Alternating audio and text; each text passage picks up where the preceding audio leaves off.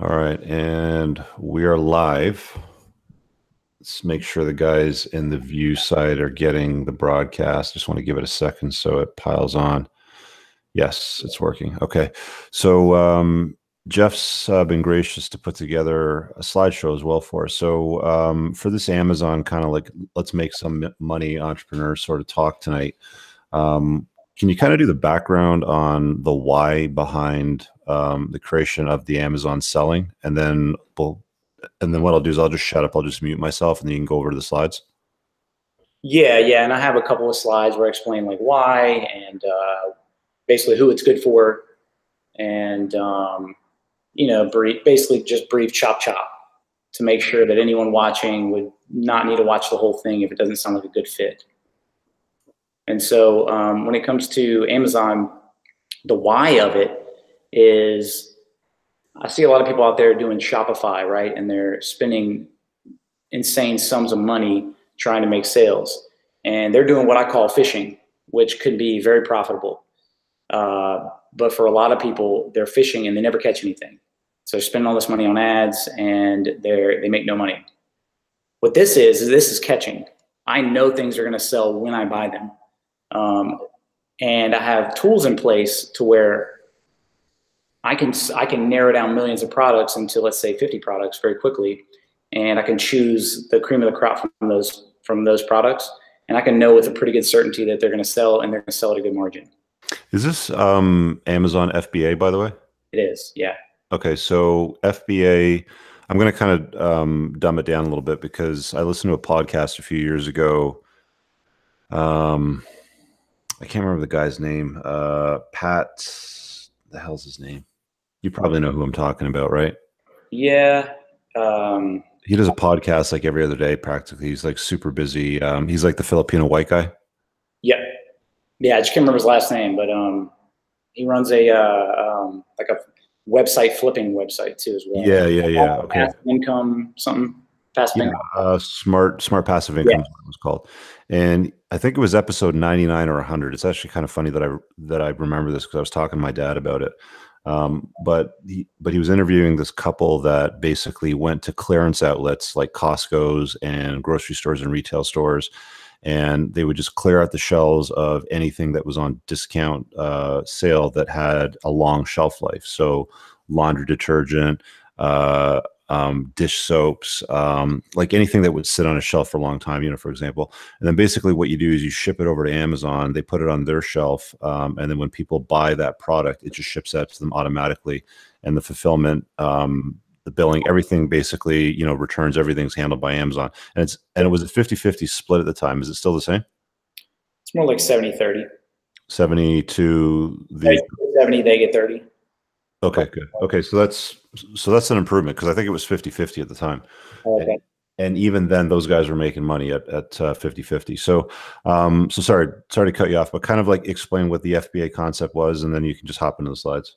No, you covered it. And oh, that's straightforward. Okay. I guess to add to that, the benefit of doing it is a lot of people are out there drop shipping, and drop shipping is one of those things where you can make money without warehousing products, and you make your money first, and then you use a portion of that money to fulfill the product, right? So you don't keep anything in house. You're just kind of acting like you have the product, and that works really well for people with a low budget.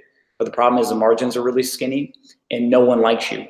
So all these sites see you buying 10, 20 different products a day, and you're shipping every single one to a different address. And so you're always playing games trying to not get kicked off sites. And that's how I got started. And I did I'm sure a few million in sales on eBay. I never calculated, but anyway, it was too easy. People could do it from any country, so a bunch of people hopped on. And with Amazon FBA, just like you said, all you do is you're the deal curator. So you find the deal, you ship it to Amazon, and you're done. They handle customer service, they handle tracking updates, they handle problems, returns, all that stuff. And as you probably know, the drama only really starts when you make the sale. So as soon as you make the sale, you basically have like potential problems on your hand. Do you have to do any promotion or marketing, or is that all handled by Amazon when somebody searches for the product? You can pay extra for PPC, so pay-per-click ads.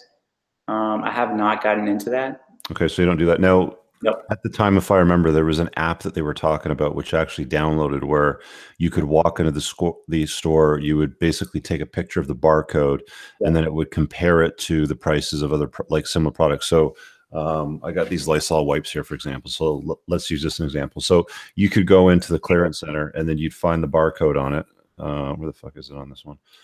Anyway, let's say the barcode's right here. You basically take a photograph of it, you'd scan it into the Amazon app, and then it would compare it to the prices of exactly identical products on their shelf right now.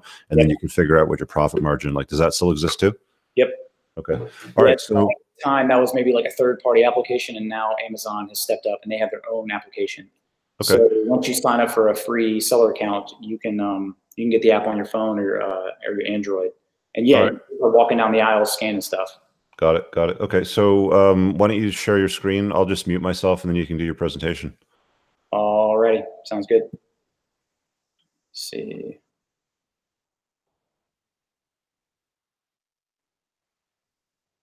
Can you see that?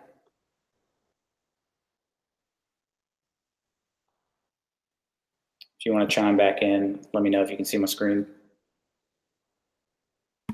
You're all good. I can see it. Okay, cool, cool, cool. All right, so what we're going over tonight is some of what we've already talked about, which is Amazon FBA. FBA is just fulfillment by Amazon. The benefit to doing this is some of the things I'm going to go over here in a minute. But I put kind of a tagline: how to get up to 40% ROI on your investment monthly, selling retail products on Amazon. Also for the why for me is I geek out the most when it comes to rewards points. And there's only so much manufactured spending that you can do these days. Manufactured spending is where you find a way to spend more money on your card without actually racking up debt. So people used to buy stuff and then they would return it and then get the money back to their debit card, stuff like that. So what this allows me to do is I spend a ton of money on my credit card, and then not only am I getting my money back, but I'm getting my money back plus some. So from there, I'm able to buy things, trips, plane tickets, things like that. And so who is this for? This is for anyone with a busy job that would like a side business where they don't have to devote their life to it. If you're new to e-commerce, this is good for you. A lot of the problems that can arise from being new to e-commerce is you're not aware of some of the tracking requirements, some of the feedback requirements, things like that, where you just don't know. And next thing you know, you're kicked off. It happens all the time on eBay, and it happens all the time on Amazon. And Amazon is not near as lenient as eBay is. As I mentioned earlier, this is basically for people that want to know that they're going to make a sale before they actually purchase a product. I went to China in April, and I spent like 60 grand on a couple of containers of different products. And I've yet to make money on that because it was gamble. And I was fishing basically. I didn't know that I could sell these products. I just knew that they were a good deal, and I was hoping I could sell them on the back end. Well, with some of the tools that I'm going to show you, you'll know that these products are going to sell before you actually buy them. And that's really been my preferred method of doing business. Even though some of these Shopify guys, sometimes you'll see them flaunting like really, really big numbers. The truth is, like, you need money, time, experience to get to that level. And this right here could get you to that level to where you have a little bit of play money. This would not work well if you're desperate for income.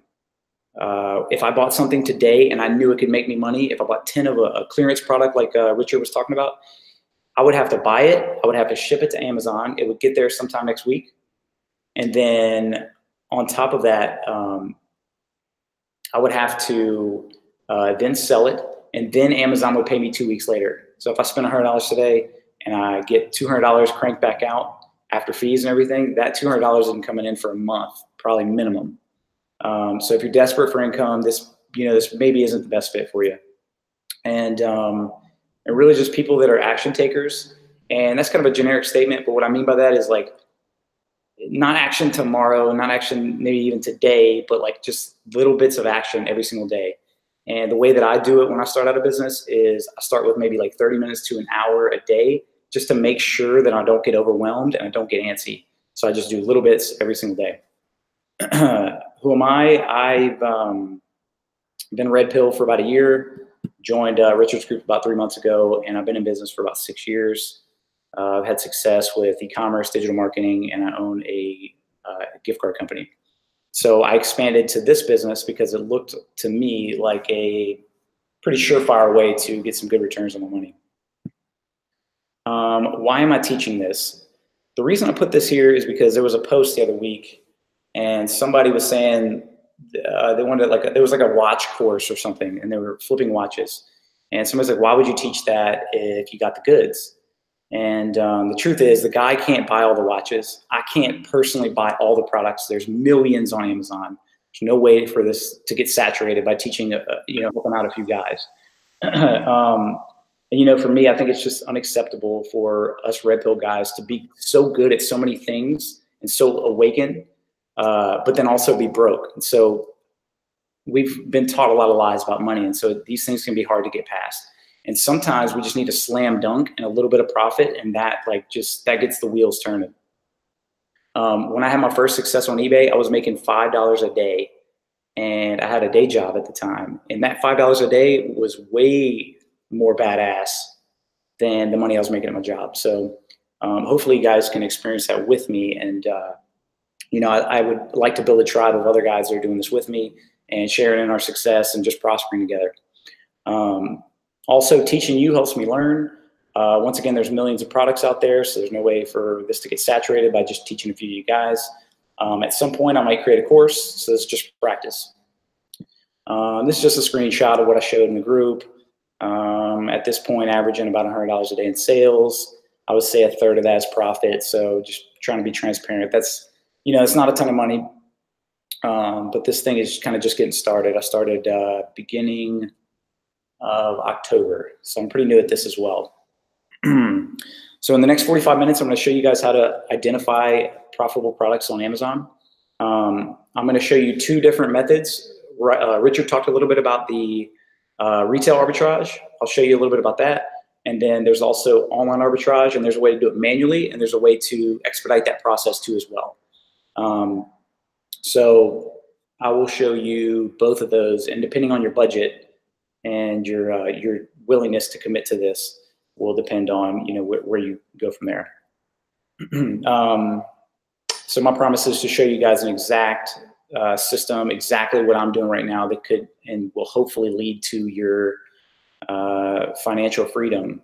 Somebody said they just finished the Caleb Jones course, and Caleb Jones is all about men want freedom. And if you do not have money to pay your bills and just kind of get the nicer toothbrush even, or get the nicer this or that, like the little bit healthier food, that makes a big psychological difference. And that level of freedom is something that I would like for you guys to experience as well. Now, before we get started, this is why most people fail. They try to do it on their own. They do not connect with either me or someone like me or a group of other people doing the exact same thing. If you're trying to do this on your own, you can't. I don't know. Maybe you can do it, but I know I can't. So after I teach you this, I'm going to literally show you exactly what I'm doing. There's not anything more to it than that as far as I know. However, when you go out on your own and you start doing these things, you're going to need someone to bounce these questions off of. And you'll have me or you'll have a group to do that. And so you have to take advantage of those things, or else you will fail at this. Also, slow payout, which I mentioned already, or little amount to invest. So if you're frantically needing to make money, it'd be best that you create some sort of income, whether it be a job or another business, and then maybe circle back to this. So once again, as Richard mentioned earlier, retail arbitrage is the way that I started doing this. And what you're doing is you're just trying to find, for me, you're going for the low-hanging fruit. You go into a store, you immediately go to the clearance sections. So you ask someone there, where's the clearance section? You go straight to the clearance section and you start rating that thing and you start scanning every single thing on there. The cool thing about the Amazon app is that it tells you if you can sell that product or not. There's something called gated and ungated. If you're ungated in a category, that means you can sell it. And if you're gated, that means you can't sell in it yet, or you have to submit certain requirements. I'm not really going to go over that today, but there's plenty enough products for you to start with that are ungated. And later on, it's only going to get easier because they start letting you into these gated areas where all these other newbies can't get into. So you're just picking from the cream of the crop, from what I understand. So retail arbitrage is the cheapest, fastest, and most profitable. However, it is the most time consuming. Once again, I started out this way, but it was hard to just hit the roads and find items. I was finding them here and there, one here or there. I did pull up a few websites where I did succeed. You can do some of this online. I'll go over this in a second. You can just click on clearance. A lot of these websites, they just have straight up a clearance section. And then you just go to all these clearance sections. And then what you could do is, well, I'll just start with these shoes. You click on these shoes. You get Amazon up over here. And you see this one's half off, right? That could be a good deal. It could not be. But you just start copy and pasting these over here and seeing you're going to want at least 2x. They say 3x, but you're not always going to find that. Shoes can be a problem because there are a lot of variations. Let's see. So you see how, like, I'll go over this in a minute, but you see there's like 10 different sizes and there's like 12 different shoes. So that means even if this is a hot seller, it's going to be very hard to get your one size out of this one type of shoe that actually sells. So usually you're going to stay away from shoes, but I'm just kind of showing you some of the thinking behind this. So with that said, I have sold some shoes. Sold some shoes and I've sold some sandals. Sorry, guys. It's there we go. You can take your pick with these. I'm not going to spend a lot of time trying to click through and find items. That's some of the arduous process that goes into doing this online. Also, when you're going into the store, really there's not a lot to talk about when it comes to that. You're just going to go to, I would say go to Walmart. I would say go to Target, Dick's Sporting Goods. Nordstrom Rack has some amazing deals on shoes to where you're spending $20 on a shoe that maybe makes, sells for $120. So you're looking at like 3 to 6x on some of these shoes that you can find out there. They also have a clearance section online, so you can do that. This is once again explaining some of the online arbitrage through a lens of like, you're going to go in the store and actually do this.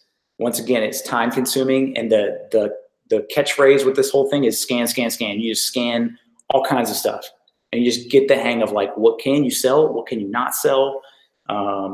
If you scan something and then it comes out, it's got a bunch of reviews. You might want to look at those reviews and see like, okay, when were those reviews? What size are people buying? Are they buying like 9s? Look at this. The first 2 reviews are 9s. So you might have some good luck buying and selling a 9, but you also want to look at like, okay, these are cute, but not for running, probably fake. So then these reviews that are recent could hurt the fact that this might sell a lot, but it might not sell so much anymore because people hate this product, or someone has snuck in some fake Adidas, which is a concern. That's why they gate certain products, because there's too many fakes, and Adidas, their ass is on the line.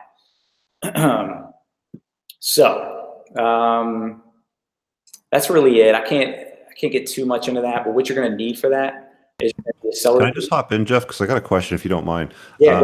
So with a product like shoes, that's like a fit product, which would probably have a return rate much higher than like Lysol cleaning wipes, for example, because if somebody knows that they need cleaning wipes, disinfectant wipes, they're not going to return them. Whereas if they get a shoe and it shows up and it doesn't look good on their feet, it's not comfortable, right, they can't run in it, then it's probably going to have a higher return rate. How does that affect the whole FBA model when it comes to retail stuff like that?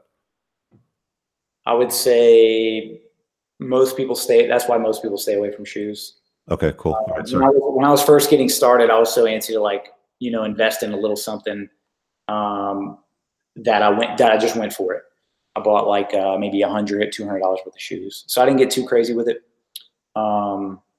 Sandals is what I've done better in. And I feel like sandals are they have a wide margin of fit. So I think people would have a little bit more success with that. But yeah, you're exactly right. Shoes, electronics, clothes, all that stuff can be a fit problem. So when you're new, I'd probably stay away from that. Got it. Okay. I'll just mute myself. Go ahead. Cool. So for retail arbitrage, it's pretty simple. You're going to need an Amazon seller account, which there's a basic account that's free, and they just charge you an extra $1 per sale. And then there's a paid account, which is $40 a month, and they don't charge you per sale. It does give you some extra features, which I'm not going to go over at this point, but it basically allows you to link up third-party applications a little bit easier, or link them up, period.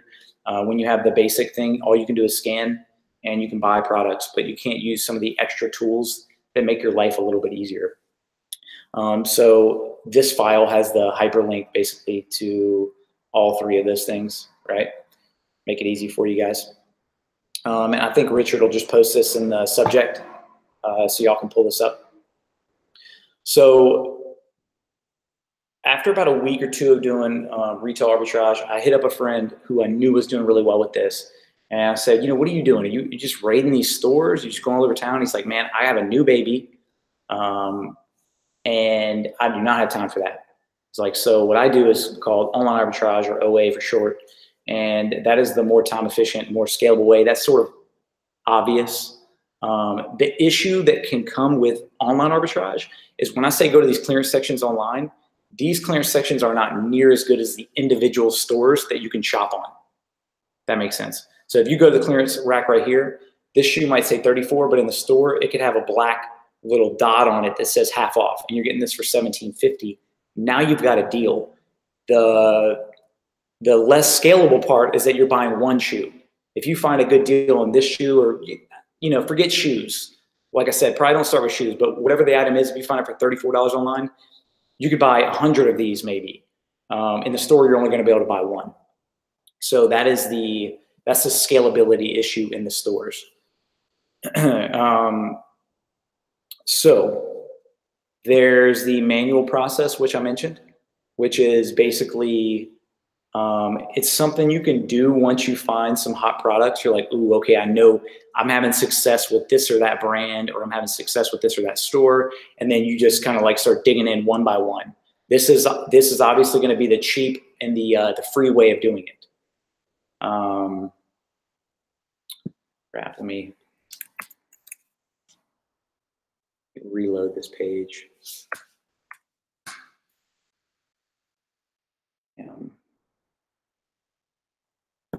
All right. So if you're going to do online arbitrage, which is what I would recommend for most people, some of the obvious things, you're going to need internet. You're going to need a computer. If you're doing retail arbitrage, you don't necessarily have to have a computer, I don't believe, but you're going to need some sort of laptop or some sort of desktop to print things and all that good stuff. The next thing you need is something called Keepa. Keepa is a free Amazon price checking software. I'll show you like a little bit of what that looks like. This will show me the price for the last 90 days. So if I see that this is pretty steady at a certain amount, then I can be pretty rest assured that in the future, the price isn't going to dip. If the price was like, let's say $30, you know, all this way, $30, $30, and all of a sudden it spikes up right here, I might be able to catch some quick profits, but I might buy it for $30 thinking I'm going to sell it for 60. And next thing you know, it's back to 30, and then I'm losing money. Or I just have a product that's kind of sitting there. And so that's the free side of things. Like I kind of glazed over, you can just start searching different websites. If you go to Walmart, they also have a clearance section. I think you can just search clearance if I remember correctly. Sorry about that.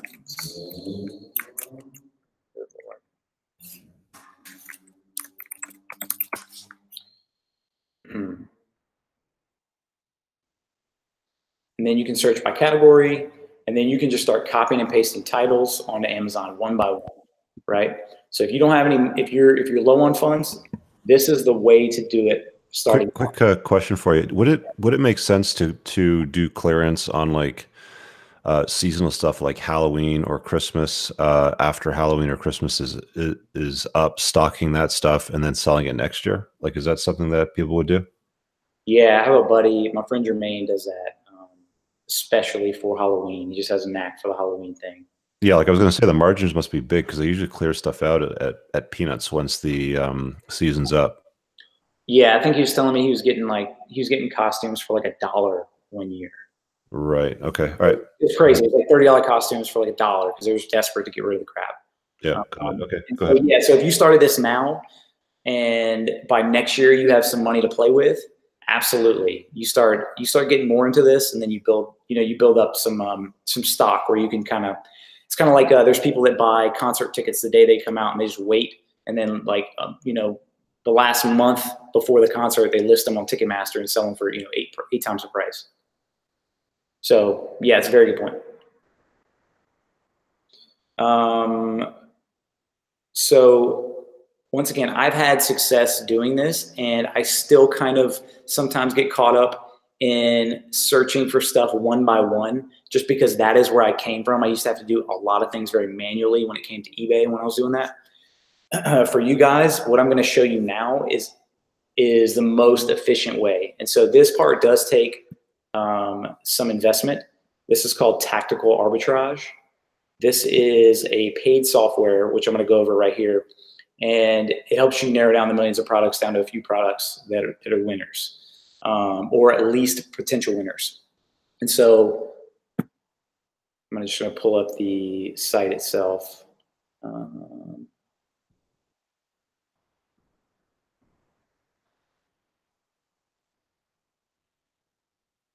All right, so what I'm going over today is strictly this.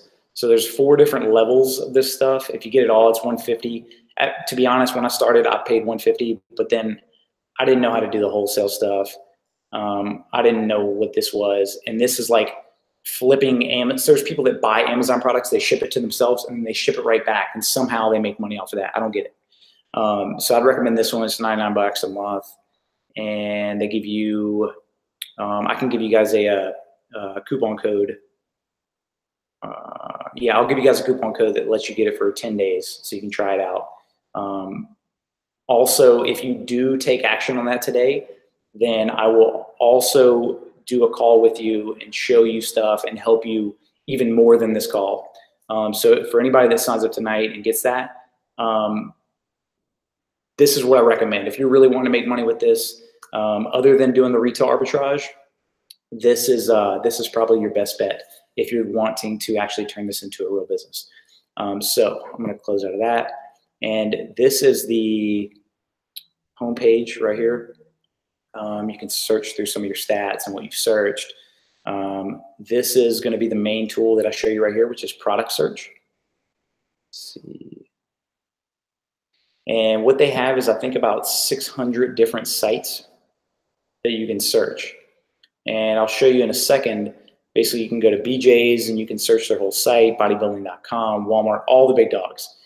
I've found 90% of my products on Walmart, Target, Sears, Kmart, and few exceptions when it comes to online stuff have I found in other places. I did find some good clearance stuff on Dick's, and that's all I can think of right now. But anyway, so you pull up, let's say, what did I pull up? I think Academy.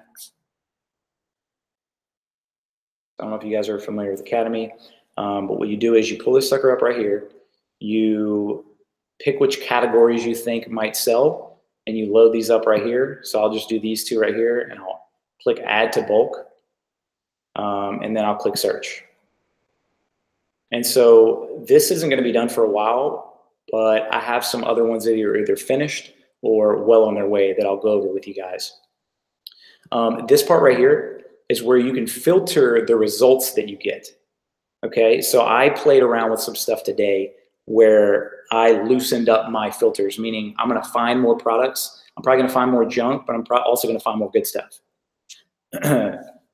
What you can do with these adjustments here is if you know you have coupon codes, you can insert these coupon codes, which a lot of people, what they do, a lot of sellers, what they do is they start a new email address and they go to as many of these websites as possible and they sign up for their email list. And every single day they're getting kept up with like coupon codes, offers. A lot of these sites, like you'll find a good deal, but then it'll also be $20 off of a $100 purchase, right? So you're getting 20% off basically if you try to narrow it right down to that $100 mark. And that'll turn a winner into like a slam dunk no-brainer. If you have sales tax in your state, then you can input that right here, an assumed sales tax. I don't have it in there right now. I've used it at times, but I'm not using it right now.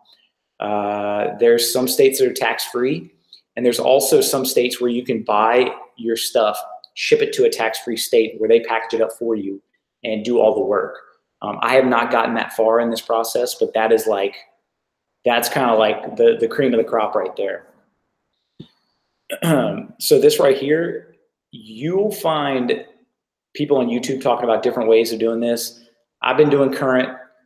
Today I changed it from 150,000, which is like the Amazon rank, to 500,000, which opens me up to way more products. It does open me to way more junk, so I'm not sure how much I like it just yet. I might narrow this down to say 250,000, but this is something that you don't want to really necessarily take my word for right here.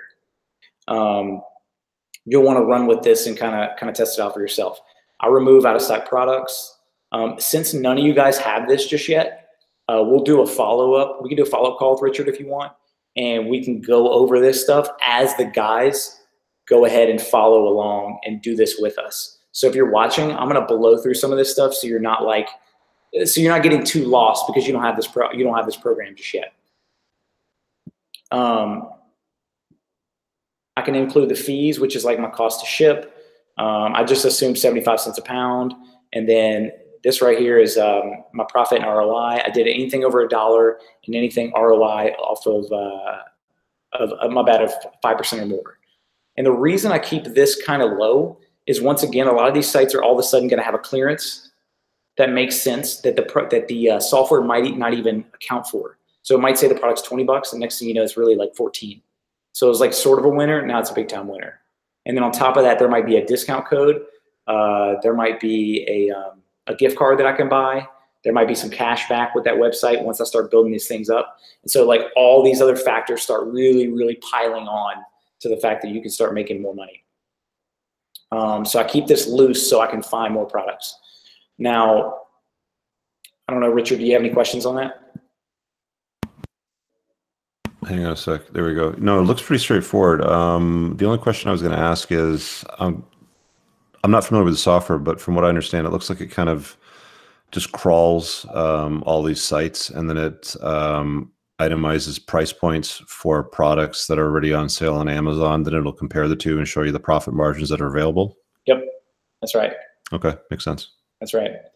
Yeah, and I feel like I might have blown through the online arbitrage where you do it manually. But the truth is, if you go to a bunch of different sites, and I would seriously consider setting up a new email address, go to all the different sites that you can, sign up for the email. You're going to get anything from like 20% off, 30% off, free shipping. I would say start with probably Sears. Watch this, guys. So I'm kind of backing up a little bit just to show you that you can do this, manually. So this right here has like a 10% off code. On top of that, there's different like clearance deals. They do all kinds of stuff. Tools sell really well. Home goods sell really well.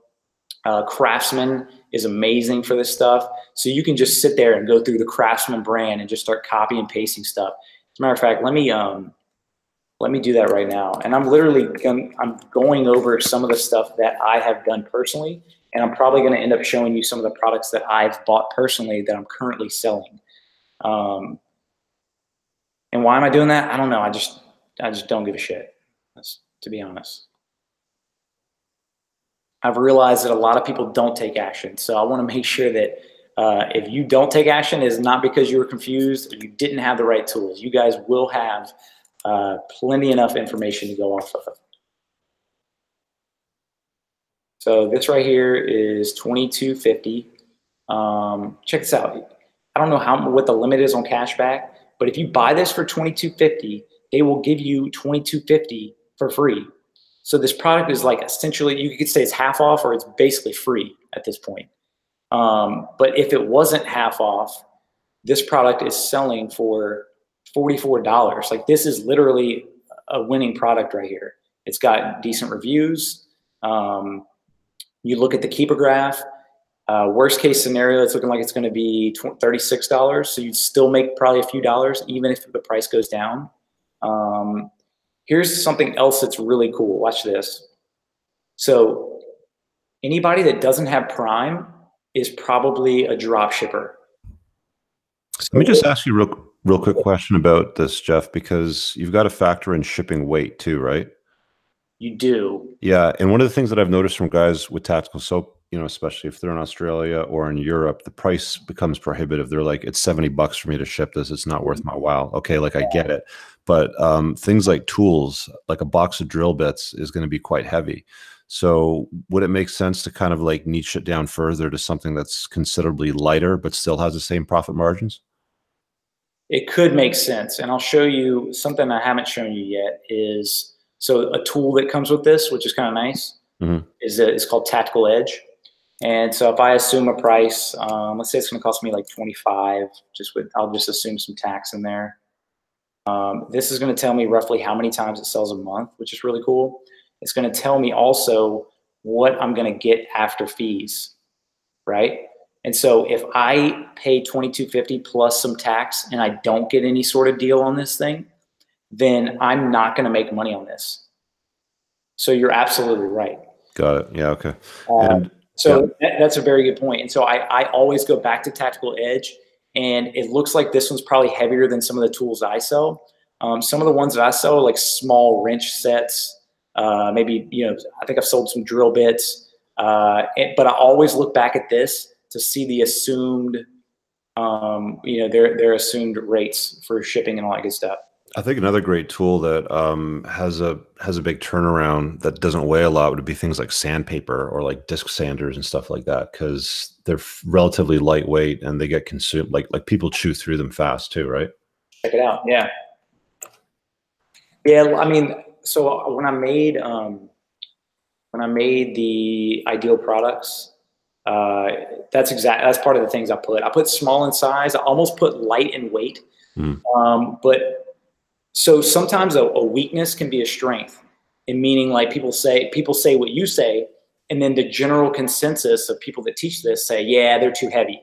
Well, then that has me buying a set of wrenches for $15 and selling them for $35. Whereas maybe, and I'm not sure because I hadn't even searched sandpaper, but maybe people are like, yeah, I'm going to sell sandpaper because it's really, really light. So then everybody sells it, and then the product is a little bit saturated. All right, yeah, let's check out sandpaper because I'm curious about that now. Yeah. Okay, so one of the tricky things is making sure you got the exact same product. Let's see. So Craftsman. All right, so here's what I'll do.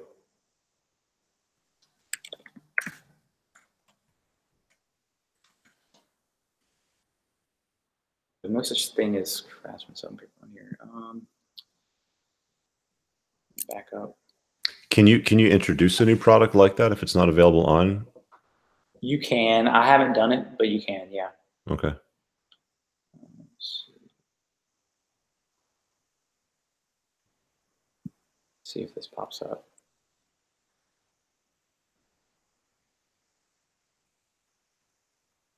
Yeah, like when people do private label, they buy UPC codes and they do it that way. I don't know why. It doesn't look like it's on here. You could totally do that.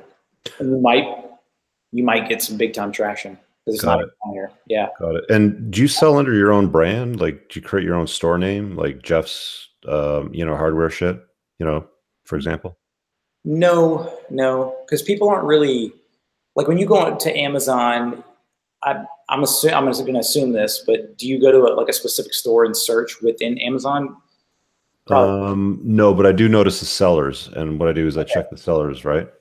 Yeah. If they look like they've been around a little while, you might want to check them. But if they say Prime, then they're not responsible for it. It's like Amazon is operating as themselves, and they're holding Amazon to themselves. They're like their high standard. Oh, I see. So if you were to ship like the Craftsman tool set, for example, it sells under Amazon, right?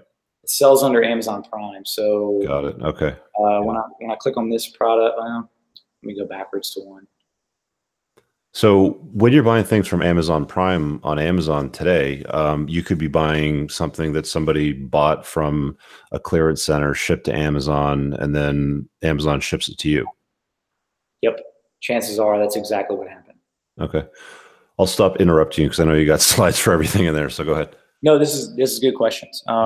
So yeah, that's what I was telling you right here. These guys are not selling on Amazon. So if you're buying from them, Amazon, the good part about it is they make these people give you the same level of customer service as they give you, or Amazon steps in and they shut it down and they refund you and they don't even make you return the product. Like they are not third party seller friendly. And that is why I like Prime, because when I ship that product off, it's out of my hands, and Amazon is handling the rest for me. When it comes to running these guys' store, they have to keep up all kinds of insane metrics. Like if they run out of stock and they cancel more than 4% of their products, they're gone. If they're giving you a hard time and not refunding you or giving you a shipping label, like Amazon's just going to give you your money back and apologize to you, and they're just like these people get reprimanded. So in a way, it doesn't matter. However, if you're buying third party, then you might have to deal with a little bit more crap before you actually get to talk to Amazon, if that makes sense. And then if it's a new seller, the worst that could happen, Richard, is that the person is like scheming and they are sending in fake Adidas, for example, or fake whatever. And then if you get your product and you're like, this looks like super crappy, and you tell Amazon this is definitely fake, like I confirmed it with the local Sears store, I compared it, and that person is going to get in trouble big time. They're going to get suspended temporarily until they deal with that. They're going to have big problems. So the quality control for the customer side is really badass. And the store name, I think people tend to have more professional looking store names. When you go on eBay, they had somebody's store name was like Low for Show. And that person was making sales all day long. It's like, what the hell? Who would buy from Low for Show? But over here, you see all these names. I mean, these names are real crisp. Simple Works, BP Enterprises, City Prize. I mean, these are just buttoned up. It's like they thought about this stuff for a while. Anyway, going back to tools, sets do well. You start to get better at learning like what is a good perceived value. Like for example, this is $23 and it's got 300 pieces. Like just, you can just envision that for a second and say, okay, that looks like probably a $50 product. And so if people come here and they see it for $50 or $45, they're like, oh, okay, that's a good deal. Cool. Boom, done. But they don't know that you got it for half. So you start to learn how to spot some pretty good perceived value. The other thing is like expensive, heavy stuff like you're talking about, Richard, it does not do well. There's no room. No one's going to pay $400 for this set. They're going to pay like $250, $300 maybe. But you're going to get this for probably $150 best case scenario. And those margins get wiped away quickly when Amazon takes 30% of $212. You're gone at that point. And after fees, taxes, all those fees, you're done. Okay, I'm ranting here. Let's see. So we were doing manual stuff. This is for the people that are lower budget. I know some of you guys have been zeroed out and messed with ex-wives. You're kind of scrambling for some sort of lifeline. And to me, this is it. But this will take some time to actually develop. This right here. This looks good. This is probably light. This probably folds up. Let's see what's up. It says normally $9.99. Sometimes these are fake price anchors where it's like it's not $9.99. It's $4. That's what it normally is. But the ultimate litmus test is going to be coming here, finding out what it's selling for. This looks to be probably a fast moving product. We can take this right here. So I'm going to do this several times to get some reps in, so you guys see until you really, really understand. I'm also going to get 10% off of this, and I'm going to get $4.43 cash back.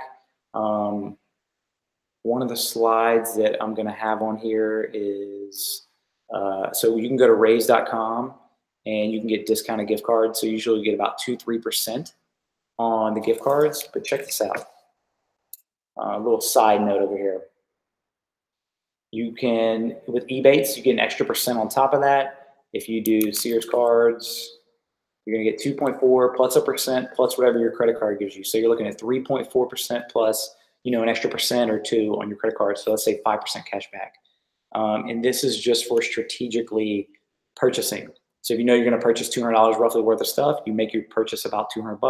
You buy $200 worth of cards. Bada bing, bada boom. So raise, and then I included some of these cashback sites. So top cashback. Go on here and you search Sears. And just by going here, they're going to give you a percent. And there might be a better, website. So that's why I gave you 3 different options. Ebates, Be Frugal, Top Cashback. I've been paid by all these people, so I know they're legit.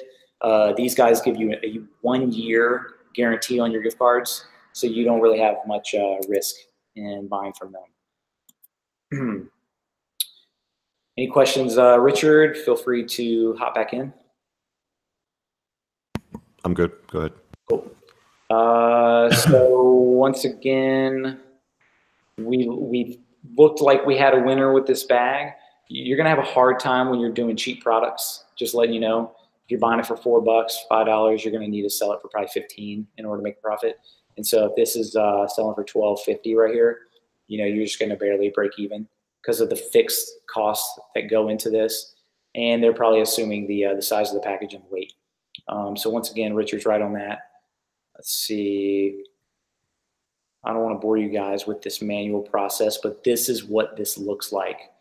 These were 19. If you want to save this product in your mind, these were $19 the other day. I think I ended up getting 3 of them. They were low on stock. But watch this.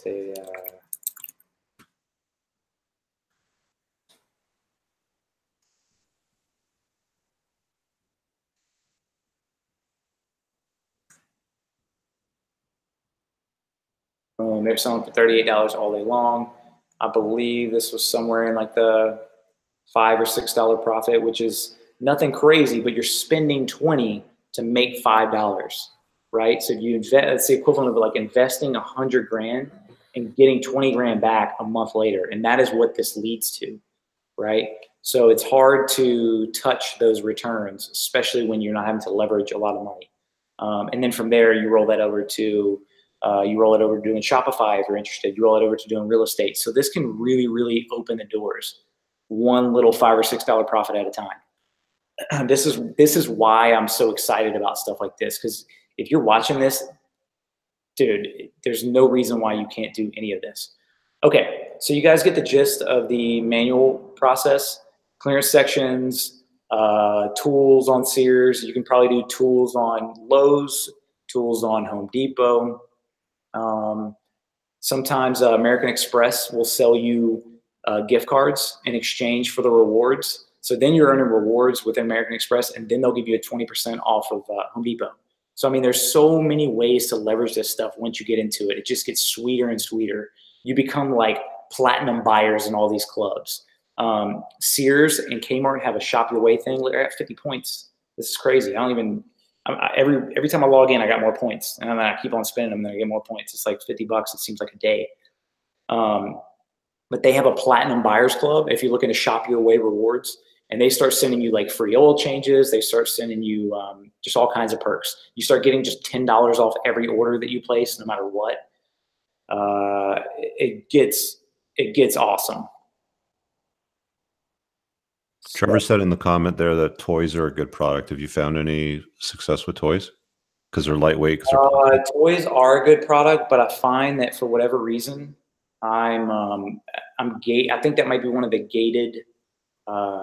It might be one of the gated things right out the gate. So let's see. I'll tell you something about toys, because one of my best friends was in the toy business. He sold his company a couple of years ago, and it was a hit or miss for him thing. Like basically, he would put out. Let's say if he would put out 10 products, like one would kill it, and then the rest of them would just be flops. So I think you'd have to be super careful about your spend on something that's a hit or miss, because toys always go in trends, right? Like kids like toys based on what all the other kids like. Yeah, it could be a hot product for Christmas and then it's done. You know, Beanie Babies rings a bell like that. Let me just find a non-brandy looking one. Some of these are, oh, that's a, dude, that is another really important thing. You'll be searching sometimes and you'll find something you're like, dude, this is a winner. And so let's see, $6. It's not the same thing. Okay, it's not the same thing, but the point is I'm trying to see what you do is you go here in your Seller Central, this is sort of the home screen, and you click add a product. It comes to this screen. You click the ASIN at the top, and the ASIN stands for like Amazon sales number or something like that. And so it's usually going to be like a B and then this right here. So you just copy this over. This is super important because I got a product in the mail today and I went to list it, and it was a tool, but it was like a motorsports tool. And so I'm not approved in that category. So, okay, you need approval to list in the toys category. So I think right out the gate, you cannot do toys. Eventually you can. They'll either auto approve you, or you can request approval if you have a legit wholesaler or some sort of like legit purchase orders from a reseller or distributor or manufacturer, right? You're buying these and it's your stuff and you can prove that, then you can get ungated for some of these products. And then on top of that, there's sites where you can just say, here's $500, ungate me in toys. So if you really, really want to do toys, by all means, go for it. Just don't buy those products until you've run this ASIN here, and make sure you run it here too as well to make sure that it's profitable. Yeah, and then the other thing is if it says request approval, sometimes you can just click on this and then it says request approval and then it says, okay, you're approved. And you're like, really? Okay, cool. And so you're good. You were thinking, oh crap, I can't sell this product. But no, like I'd say 1 in 5 times, it'll just say, okay, cool, you can sell it.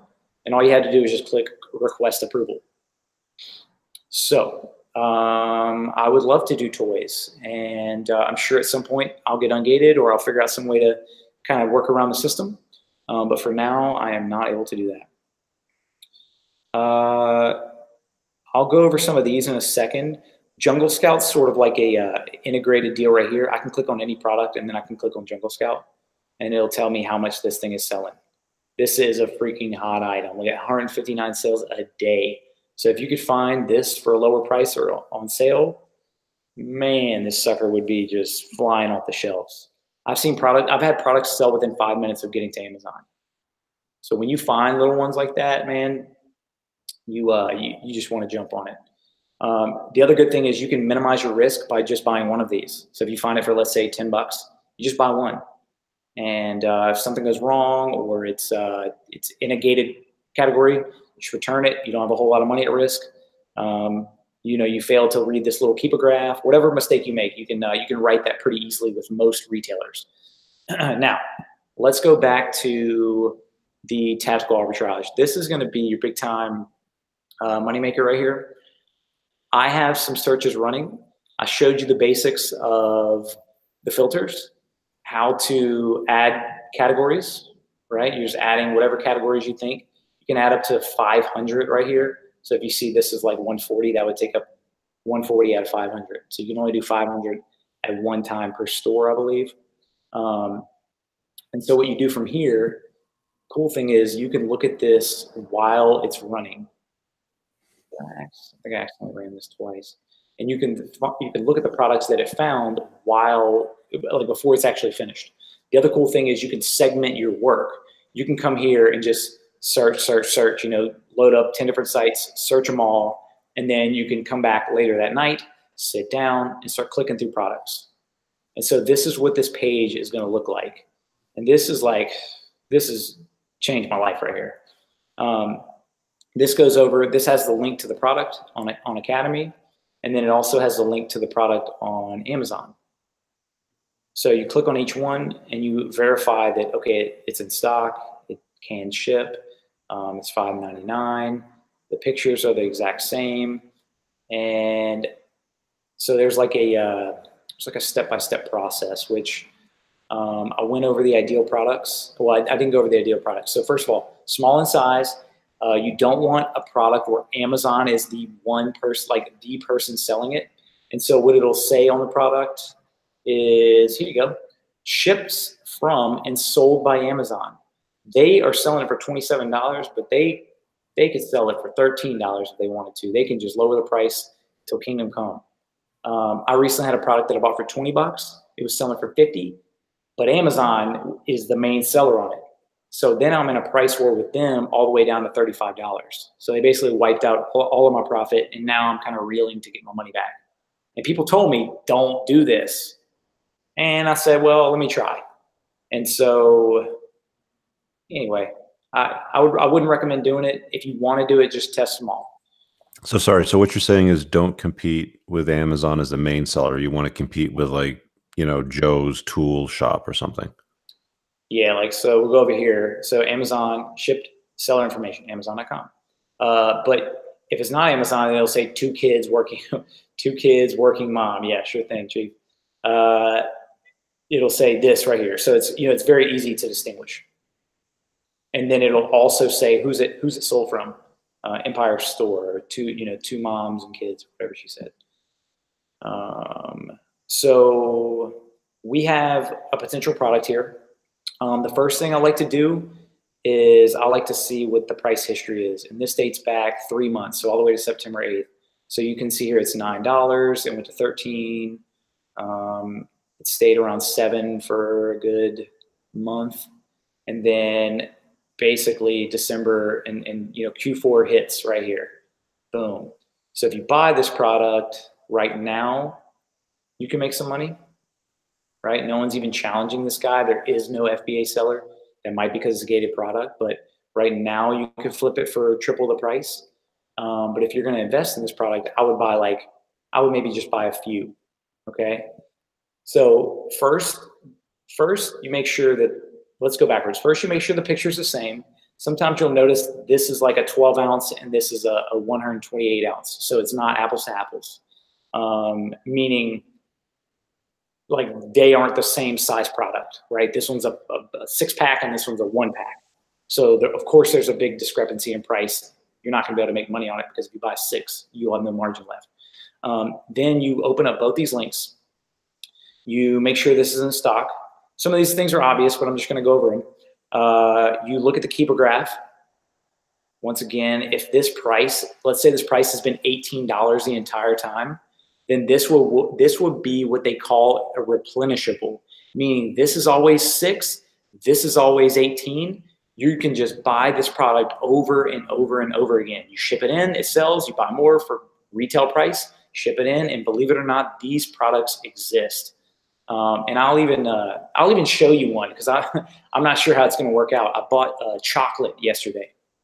Can you ship these products directly to Amazon, or do you have to ship them to your house then ship them to Amazon?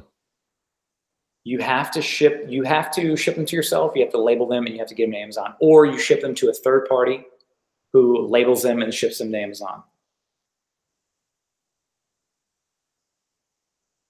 Does that make sense? Yeah. Yeah, I was just about to say though, it seems like the big business opportunity here, and this is the the nutty professor in me thinking, is why isn't tactical arbitrage given the opportunity for somebody to shop for the cheapest product direct to the consumer rather than selling it to FBA?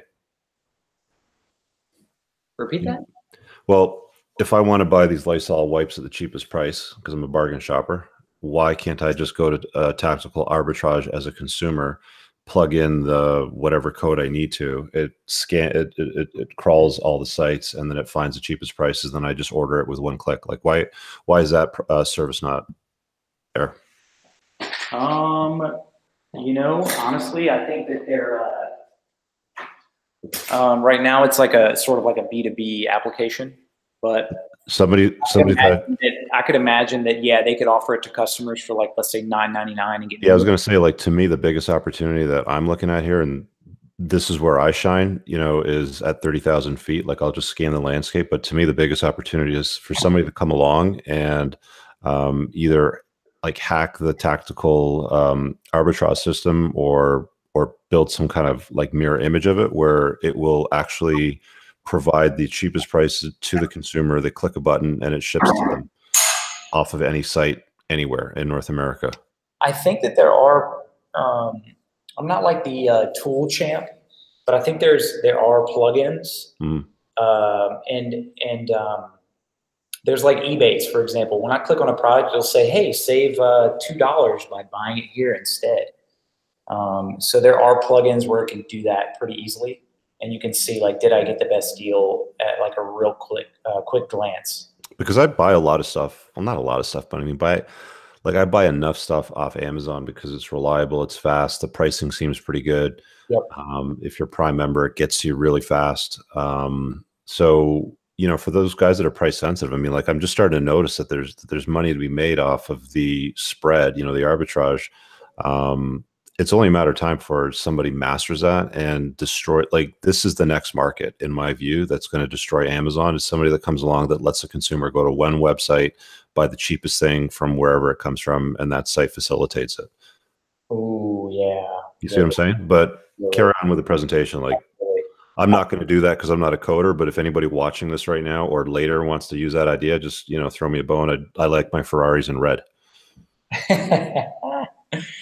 All right, so I left off right here. Okay, so we got this product. We've let's say we verified that the Keepa graph is solid. In my opinion, this is maybe a little bit risky one because this could totally go back to $7, right? And then you're not making any money. You're probably losing money at that point. But let's say it was a good one. The next thing you would do is two things. It doesn't have to be in any particular order, but you'd want to check right here to look at what your actual profit might be. And then you'd also want to check right here to make sure that you can actually sell it. So before you get fired up, you want to make sure you can sell it. So this allows you to sell it new, collectible, or used condition.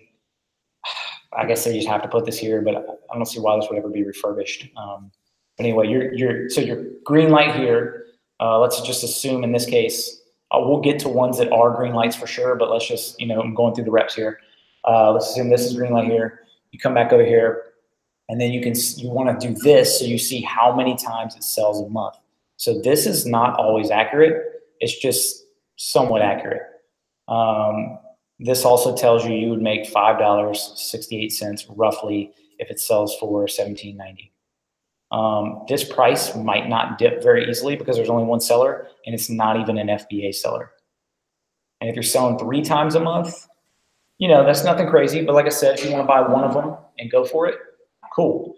I guess the issue might be you might need something else to fill your cart because then they're probably going to charge you some shipping. So you need to buy 5 of these in order to get free shipping or find more products, which is why I'm able to scan this whole thing and not have to look one by one, which takes just astronomical amounts of time.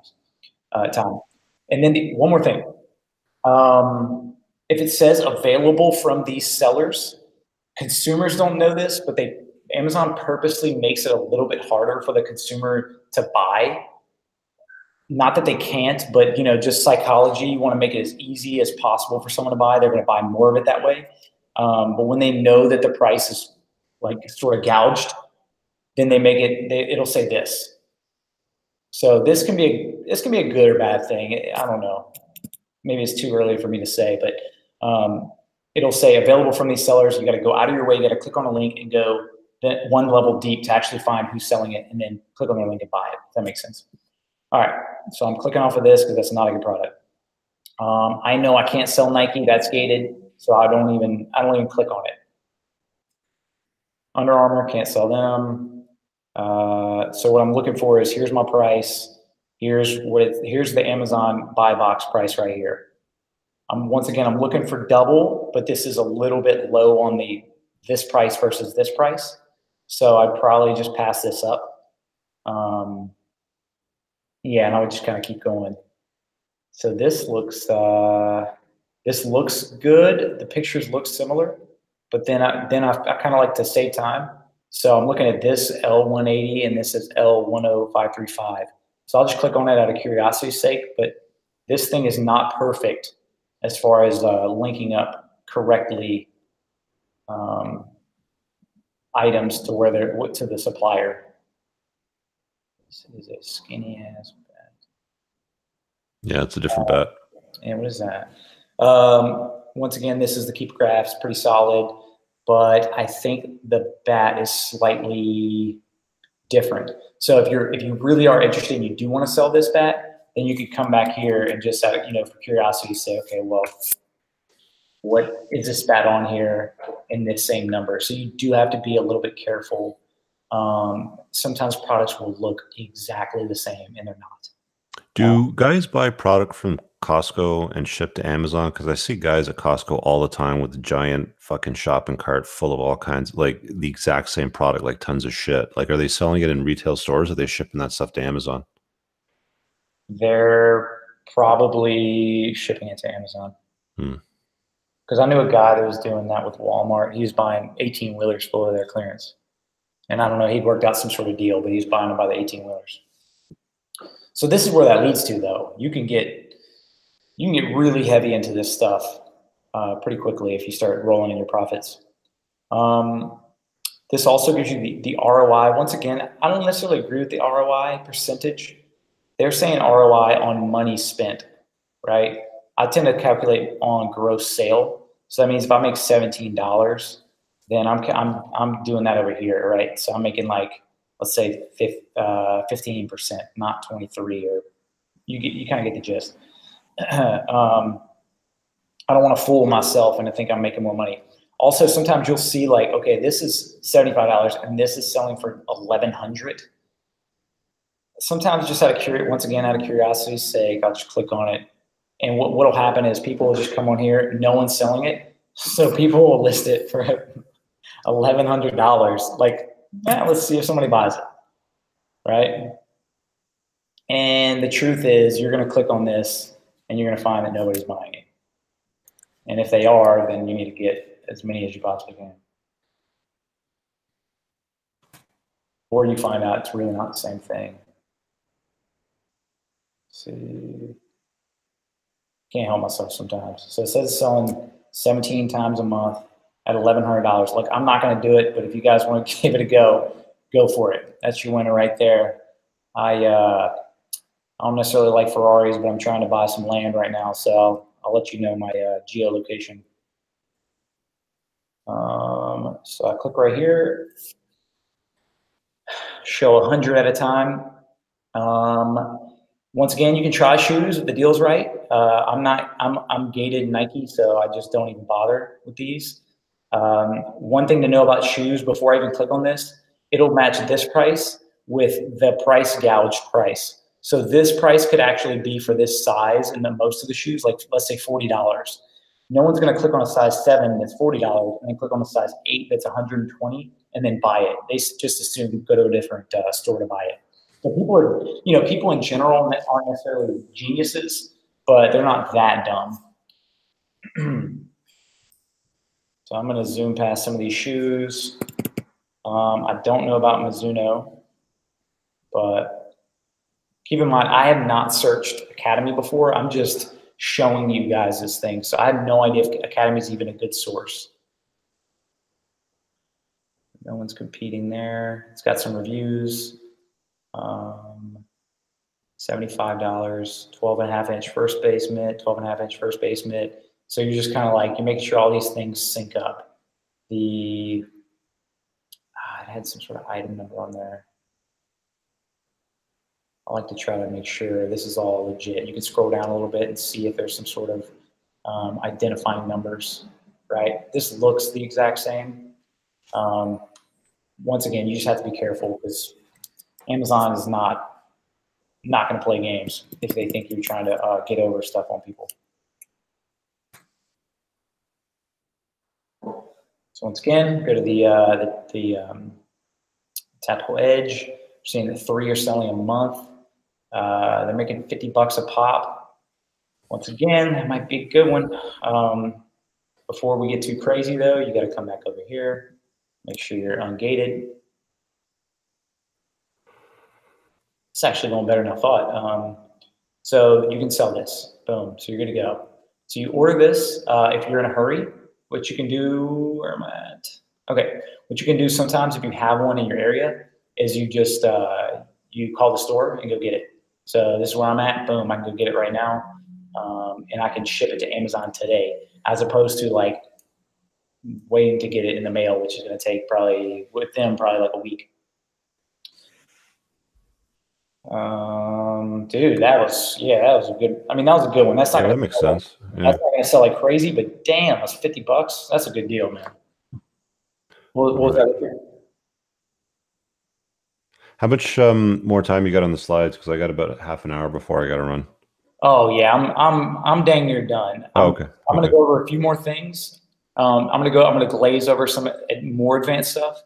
But other than that, yeah, look, I'm just about finished with some of this.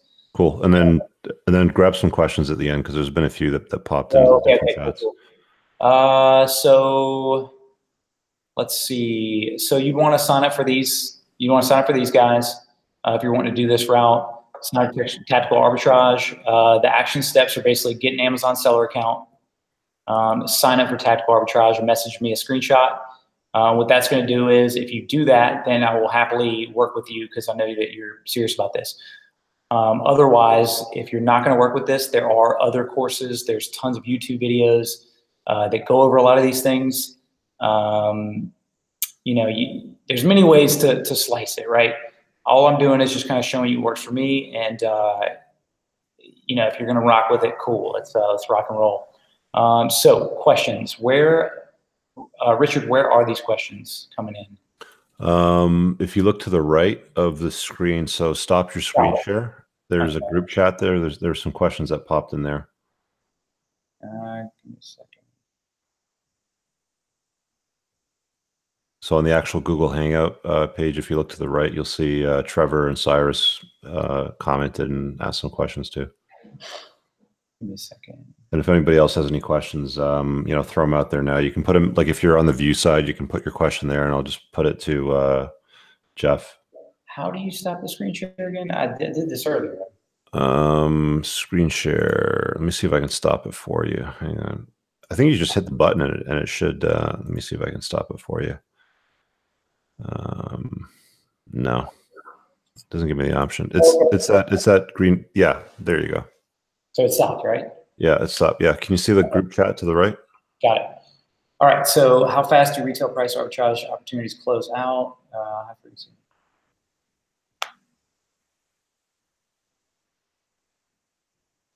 Okay, wait. How fast do retail price arbitrage opportunities close out? High frequency algorithm trading has effectively wiped out retail price arbitrage in the stock market for retail investors. I'm not really sure what you're asking right there. So I know you're saying for the first. Still on. If you want to unmute yourself, you can just ask him directly that way because he's on the broadcasting side.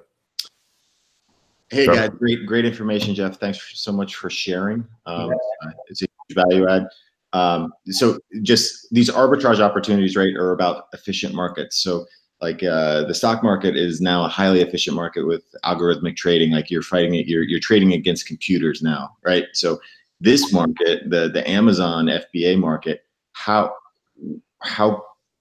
when you find an arbitrage opportunity, does it last a week?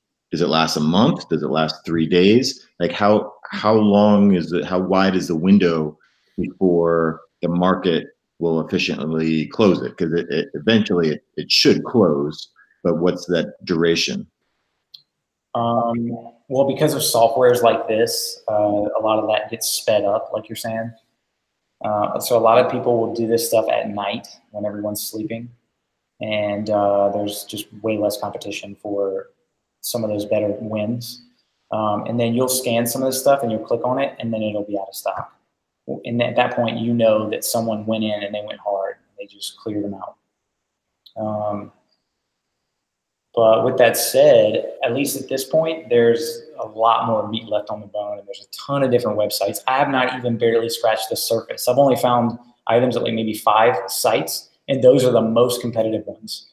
When I really, really start digging into this, I'm going to have probably 3 people on it all day long, checking every single site on that list and then narrowing down the good ones. And then those are going to be the ones we regularly check. So I think there's always opportunities once you break past that level of having to do it yourself. So the market's always going to close. You know, the markets are always closing. This is probably, if I had to be pessimistic, this is on the downhill. But with that said, there's still massive, massive sums to be made. If you can start rolling in those profits, like there, you can still kill it. Got it. And my follow-on question was just, as your business scales, I have an acquaintance out west.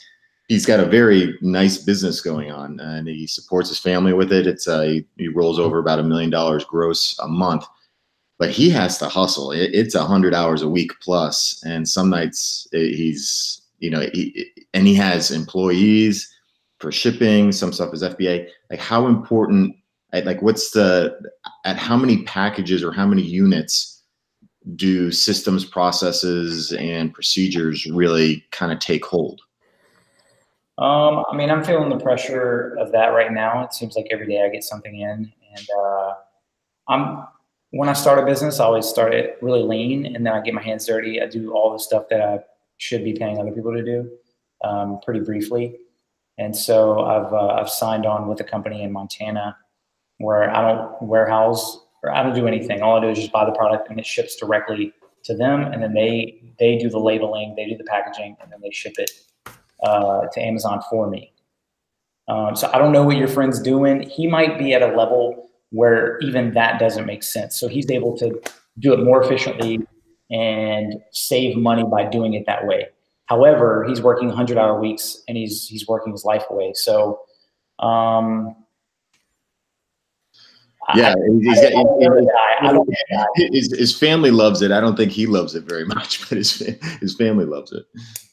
What's the ROI on your time with FBA, generally speaking? Like, what are you making monthly, weekly, hourly, you know, doing something like this, just as like a frame on it? I spend maybe like an hour to two a day on this right now.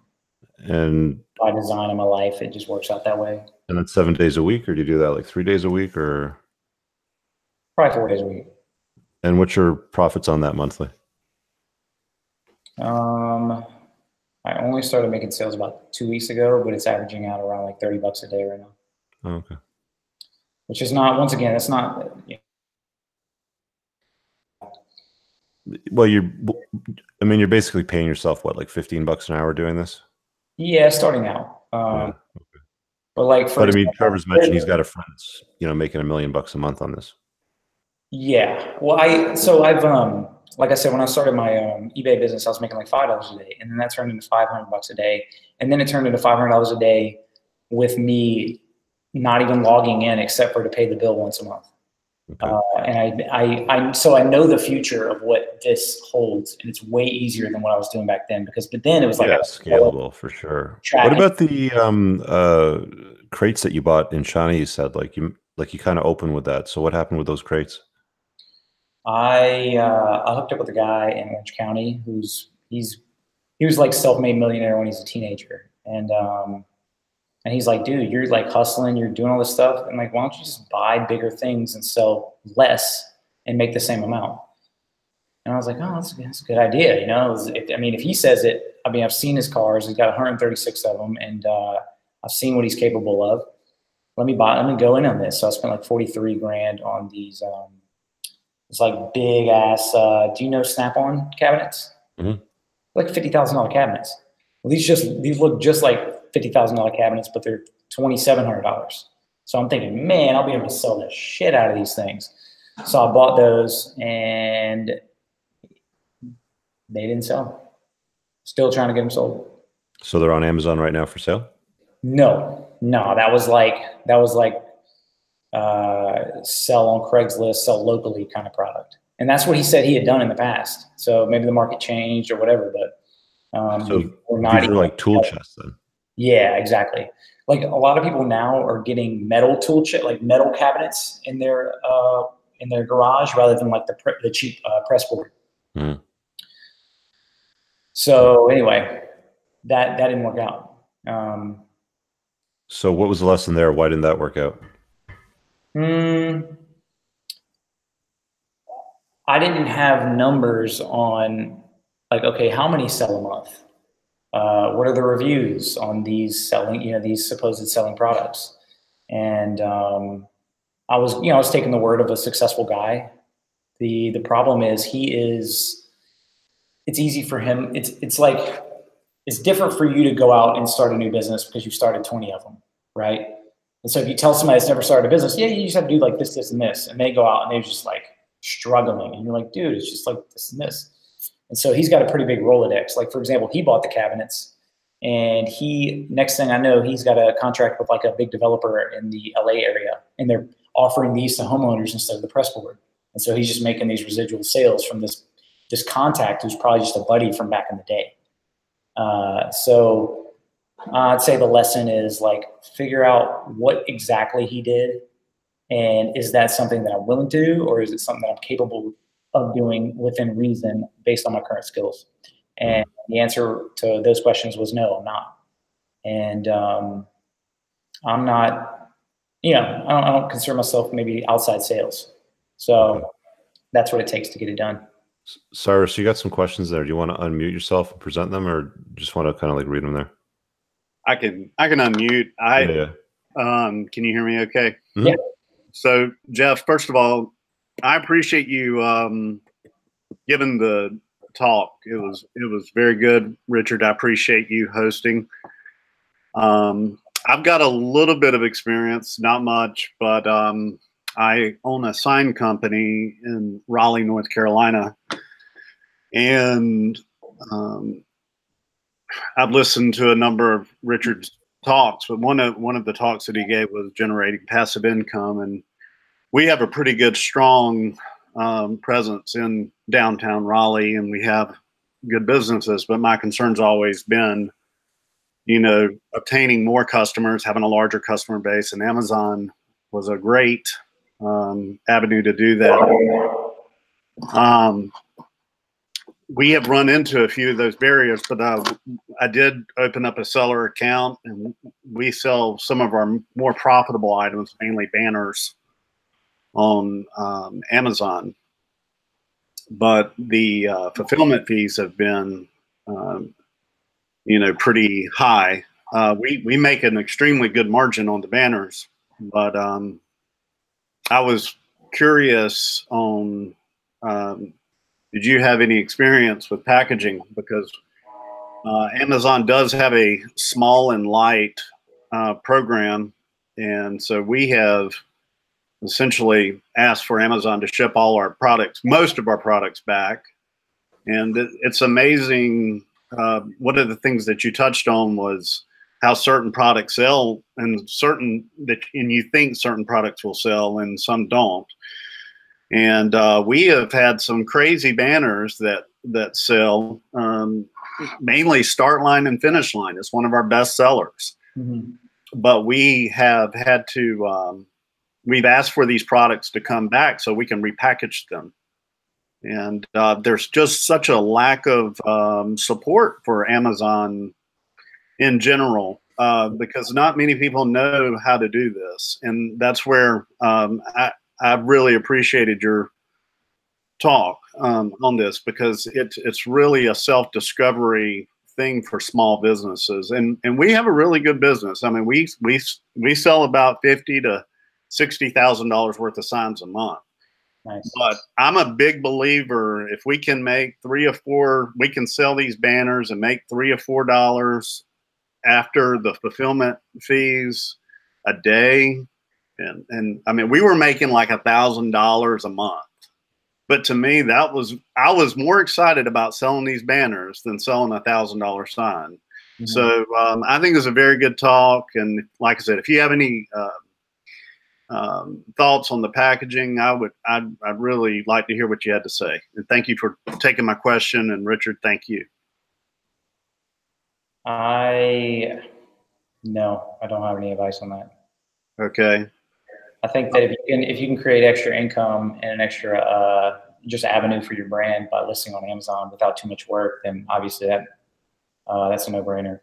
Well, I've got a few employees, and we've put in the barcodes on, and it's a learning process. But we definitely we've gone to the cylinders to put the banners in and rolling them up, and then really they were an oversized item, so we backed off and just stuffing them in bags, and we put a piece of paper to keep the ink from sticking to each other. You know, I mean, because we do it all in house, but we feel What like about those poster rolls, like those hard cardboard poster rolls? Yeah, You can kind of like roll it up and stuff it in that. yeah, well, that's what we had, and but it was technically an oversized package because it has to be 9 by 12 by 4. It can't be any more than it can't be any more than 16 inches long, and our banners were 18 inches. So we've gone to folding them up and putting them in bags. We wish we could look a lot neater, but Amazon takes more of a cut, and you know, the poly bags. You put them in the poly bags. Yes, and we can get 200 bags. You know, and so it's been and it's waterproof. So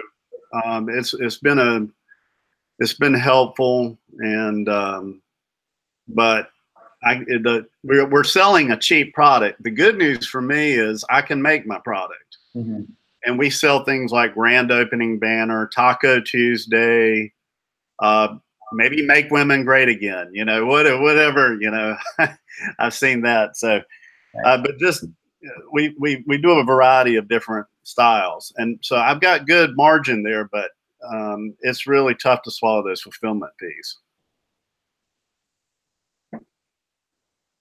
But thank you, Jeff. You got it, man. You got it. Let's see. There was something else I was going to cover real quick. Hang on, guys. Okay, can you see my screen? Just a quick deal. This isn't a referral link or anything. This is free. This is just full transparency. These aren't. But if you are going to sign up for tactical arbitrage, use this so I can just, you know, I guess verify that you signed up there. And then these are too as well. And so do make a little small commission on that. So if you want to keep it in the family, just click on any one of those. Just want to throw that out there real quick. Somebody asked me to do one that I had already done, like a previous report, Richard, and so I can do that real quick. But it does look a lot like the other one that we had pulled up. So that's my queued searches, is my completed searches.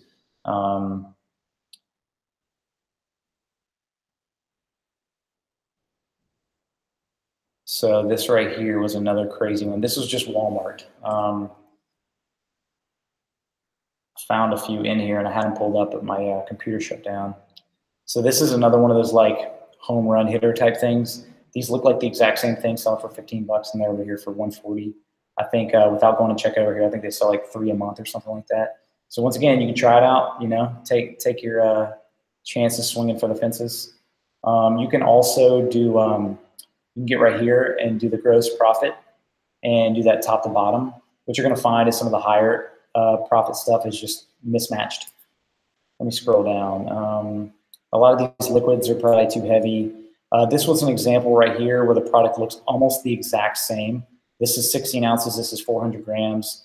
This is actually more than this one, but it's still like, I don't know. I just don't want to chance it. I wouldn't do it. But to be honest, you can probably get away with some of that. Let's see. Come on, come on. Some of these Swiffers, they're winners, but gated. Come on. Some of these brooms are good, but some of those were gated too as well. Let's see, these gloves were decent right here. $5, selling for $18. I think there's this right here.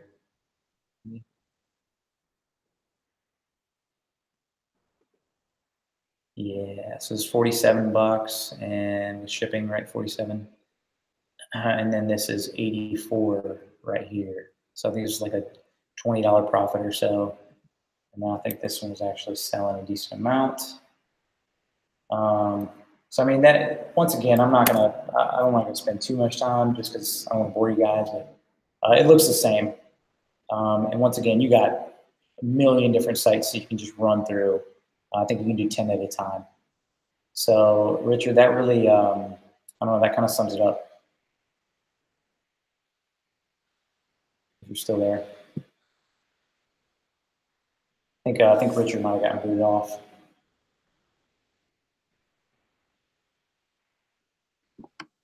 Jeff, thanks again. You got it, guys.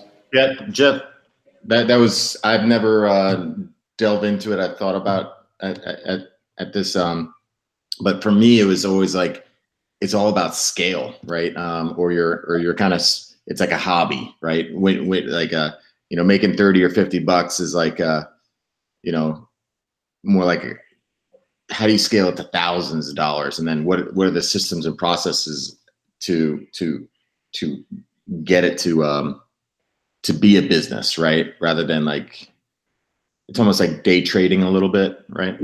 Yeah. And I didn't cover those things just because I'm kind of introducing, but you're right. $30 a day does not really excite me at all. But I've seen people walk this road and it ends up with them owning entire, you know, 1 million square foot warehouses. Yeah. Yeah. So I just know that like the future holds when you're making sales and you like what you're doing. It sounds maybe kind of cheesy, but it just that goes a long way. And so, for example, right now I'm making 30 bucks a day. I'm doing that on my own. I'm doing that like 4 days a week, maybe 8-10 hours a week tops. Next step is going to be hiring a VA for, let's say, like $3 an hour, and that person's working 8 hours a day. And all they're doing to me all day long is they're going to serve me products